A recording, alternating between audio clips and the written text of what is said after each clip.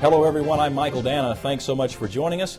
Crop year 2010 will be remembered for many things. It was a year where Louisiana cotton and sugarcane growers saw some of the best prices for their commodities ever, prices they haven't seen in decades. In fact, favorable harvest conditions for just about every crop here in Louisiana allowed many farmers to finally pay off some debt after 4 hurricanes in the last 5 years.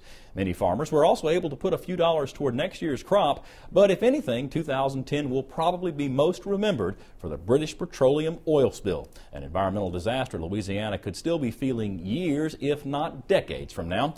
Here's a look back at our stories on the BP oil spill immediately following the Deepwater Horizon oil rig explosion that happened on April 20th. From up here, very little escapes Patrick Becknell's gaze. Ships, grain elevators, and the vast citrus orchards of Plaquemines Parish. Since the Deepwater Horizon oil rig explosion, Becknell has seen more of the parish in the last 15 days than he's probably seen in the last 15 years he's been flying helicopters. And when he's not flying, Patrick Becknell is farming. Last year, we caught up with Becknell at his citrus and nursery operation. His orchards were still recovering from the hurricanes the state has experienced in the last 5 years, but now the oil spill gives him cause for concern, not only for his fellow citrus growers, but for fishermen, cattle producers, and the rest of Plaquemines Parish.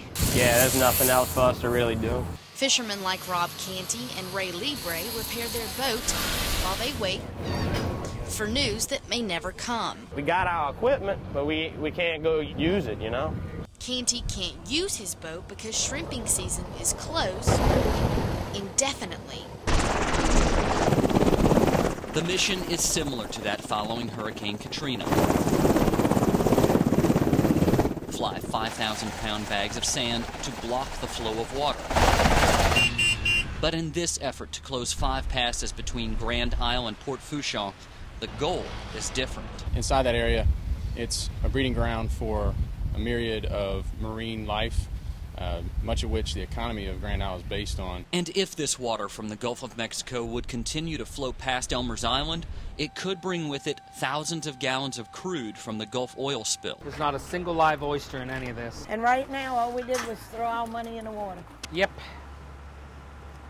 Total mortality. LSU and LSU Ag Center researcher Dr. John Supan says not a single oyster out of 5 baskets is alive.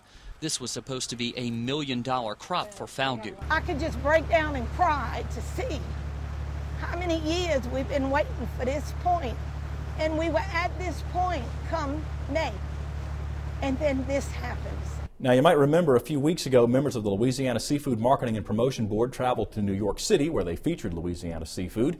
To date, British Petroleum has processed more than 475,000 claims, paying out $2.5 billion to fishermen, residents, and business owners along the Gulf Coast. The oil company set aside $20 billion to cover damages caused by the spill.